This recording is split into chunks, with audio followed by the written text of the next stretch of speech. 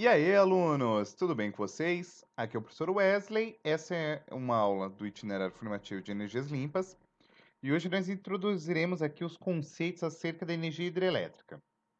Então, simplificadamente, os objetivos da nossa aula é caracterizar o que é energia hidrelétrica e, por fim, a gente vai comentar aí alguns aspectos históricos de como que surgiu aí a utilização da água para gerar energia elétrica, além de introduzir alguns conceitos que a gente vai explorar com mais detalhes na próxima aula, que vai ser uma aula exclusiva aí para compreender o funcionamento de uma usina hidrelétrica. E aí você deve estar se perguntando, mas por que tu escolheu logo de cara falar da energia hidrelétrica? E já respondo a vocês, o objetivo central de eu falar a priori de energia hidrelétrica é em decorrência da matriz hidrelétrica ser a mais utilizada aqui no território brasileiro. Então, nesse sentido, eu acho que é interessante, eu acho que acaba sendo até mesmo motivacional a gente começar por essa análise em decorrência da matriz energética brasileira ser basicamente sustentada pela energia hidrelétrica, beleza? Então vamos lá. A energia hidrelétrica a gente pode considerá-la como uma fonte de energia renovável, porque a gente sabe que essa fonte ela não se esgota à medida que ela vai sendo utilizada. Então o que acontece? A gente utiliza a energia da água que é convertida a priori em eletricidade e posteriormente a gente consegue devolvê-la ao seu rio de origem, de maneira que a gente pode fazer um processo cíclico aqui utilizando a água para produzir energia, tá?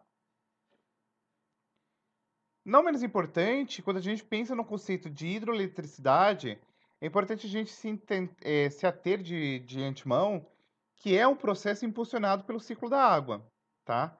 Então, no ciclo da água, a gente sabe que os rios são carregados aqui de maneira contínua, então você tem o grande e o pequeno ciclo, né? Então, você tem aqui o processo de transpiração, evaporação dos seres vivos, formando as nuvens. Essas nuvens, por sua vez, elas se condensam e precipitam. Essa precipitação, ela pode ser infiltrada, dando aqui origem aos lençóis d'água, ou eventualmente ela pode ser aqui direcionada para os oceanos, lagos, rios e afins.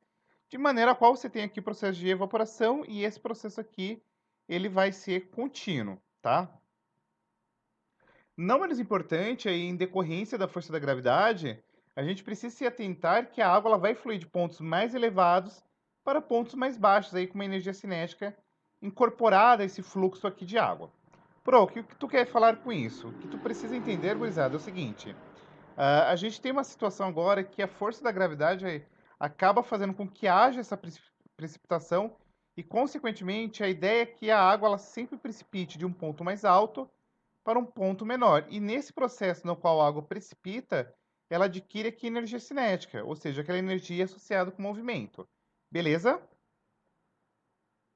E aí, como a gente já falou lá na nossa primeira aula, na aula introdutória, toda e qualquer vez que eu vier a mencionar energia cinética, é uma energia relacionada aqui com o movimento. Então, por exemplo, você tem um represamento aqui de um rio, sobre a forma aqui de uma barragem, você tem esse reservatório, e você tem um condutor da água. Esse condutor da água, ele está localizado a uma altura X aqui dessa turbina, e quando você tem esse processo de precipitação dessa caída aqui da água, mediante o condutor da água, ele chega aqui com uma força assim colossal, fazendo com que essa turbina gire e esse movimento aqui acaba gerando energia mecânica que posteriormente é convertida em energia elétrica.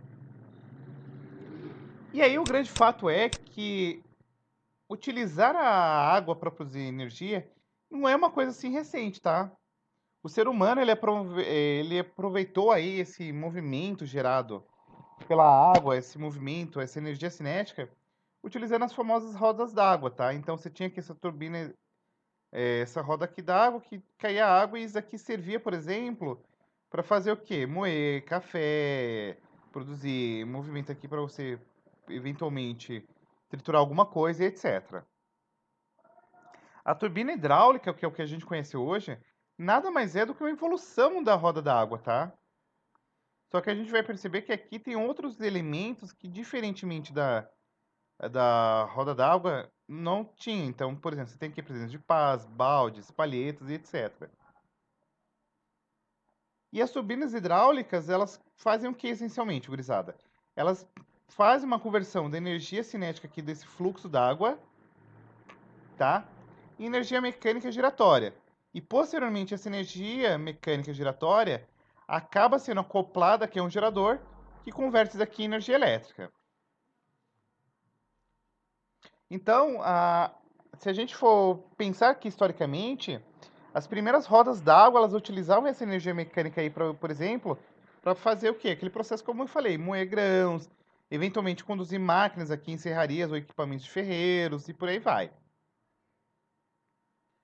E, consequentemente, essa tecnologia das rodas de água ela foi evoluindo ao longo do tempo, dando origem, por exemplo, aqui às turbinas d'água, que são estruturas mais avançadas e extremamente eficientes se comparadas, por exemplo, uma roda d'água, tá?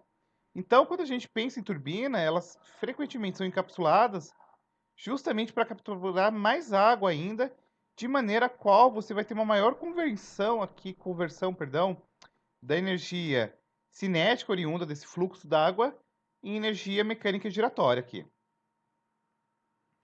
De forma a qual acontece que, com o passar do tempo, descobriu-se que poderia se gerar eletricidade, por exemplo, oriunda aí desse processo de energia mecânica. Então, o que acontece? Fez um processo agora que você utiliza essa energia mecânica das turbinas, por exemplo, para ser utilizado para acionar um gerador e esse gerador vai produzir eletricidade. Isso a gente vai conversar com mais detalhe, por exemplo, na próxima aula, quando a gente for detalhar de fato o funcionamento de uma usina hidrelétrica. Então, uma curiosidade histórica aqui para vocês é que a primeira usina hidrelétrica ela foi construída aqui no ano de 1882, lá em Appleton, Wisconsin, tá? E produzia cerca aqui de 12,5 quilowatts de eletricidade, que era utilizada aqui para iluminar 2 fábricas de papel e uma casa. E aqui no Brasil, o primeiro relato aqui é de uma usina aqui, Barmelos, lá, inaugurada em 1889, em Bernardo Mascarenhas, em Minas Gerais, tá? Que era utilizada para ampliar a produção de tecidos. No entanto, existe um relato que o Brasil utilizava a água de rios aí para gerar energia elétrica já em 1883, tá? Quando você tinha a usina hidrelétrica de Ribeirão do Inferno lá em Diamantina, Minas Gerais, tá? Um outro detalhe interessante, inclusive, é que essa primeira usina hidrelétrica aqui, ela tinha cerca de 2 quilômetros de extensão de linhas de transmissão, que era um feito histórico para a época, tá? E aí, o que que a gente precisa entender então? Toda e qualquer vez que a gente falar de uma central hidrelétrica, é basicamente uma central que vai converter a energia cinética da água, tá? Que é uma energia hidráulica, em energia elétrica. Então, basicamente, o que que tu tem aqui? Você vai ter um fluxo de água que vai passar pelas turbinas. Essas turbinas aqui vão começar a girar, então você vai ter a conversão de energia cinética em energia mecânica, de maneira a qual agora essa energia mecânica posteriormente vai ser acoplada aqui a um gerador que consequentemente vai conduzir, transformar isso aqui em energia elétrica. Então, o que vocês precisam entender é que a energia mecânica produzida pela essa turbina, tá? Esse movimento aqui, é convertida em energia elétrica utilizando aqui esse gerador, tá? E, consequentemente, esse gerador ele é acionado aqui pelo seu eixo, está unido diretamente a essa turbina, tá? E aí a gente vai conversar com isso aqui com mais detalhe. Então, mas basicamente é o que que é, ó. Você tem um fluxo de água aqui, então energia hidráulica, aciona essa turbina vai converter essa energia hidráulica em energia mecânica, de maneira a qual isso daqui posteriormente é convertido em energia elétrica aí pelo gerador. E aí, consequentemente, vem a pergunta, tá? Quanta energia a gente consegue extrair, por exemplo, de um salto a um desnível? Basicamente, a gente vai perceber que para que a gente consiga ter a produção de energia, a gente precisa que haja um represamento de água e você precisa ter essa água represada em um nível maior do que aonde está localizado, por exemplo, as turbinas, tá? E aí você vai ter essa fórmula aqui, ó. A potência bruta ou potência hidráulica é dada pela massa específica da água, né, ó, que é de 1.000 kg por força por metro quadrado, tá? Vezes a altura onde quiser que tenha inserido, vezes a vazão, que é calculada aqui em metros cúbicos por segundo. E aí, quanta energia a gente consegue, por exemplo, extrair desse processo?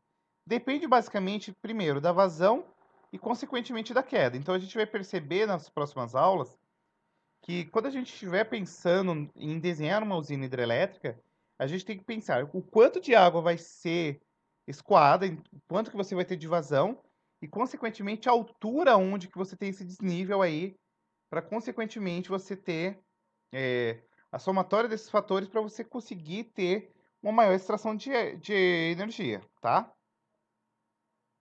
Então, basicamente, a vazão é a quantidade de água que vai fluir. Então, quanto mais água você flui por uma turbina, mais energia você produz, tá? E aí, consequentemente, essa vazão ela depende, primeiro, da dimensão do rio e, consequentemente, da quantidade de água que está fluindo no mesmo. E aí, a produção de energia é diretamente proporcional à vazão desse rio. E a altura de queda ou a altura disponível é quanto mais água cai, mais força ela adquire. Então, vamos supor, o quão maior for a sua barragem, o quão maior for a sua queda de água, mais produção de energia tu tem, tá? Então, a gente já consegue inferir que, consequentemente, a produção de energia é diretamente proporcional à altura e proporcional também à vazão, tá? E aí a gente vai olhar mais adiante na próxima aula alguns aspectos, por exemplo, associados às usinas hidrelétricas. Então, tem alguns aspectos indesejáveis, como, por exemplo, ocorrência de inundação, alagamento de área, declínio de população de peixes, diminuição da vazão e quantidade e qualidade dessa água, redução da qualidade do meio ambiente, tá? E aí a gente vai ver vários aspectos, tanto a montante quanto a jusante desse processo. Beleza, queridos? É isso.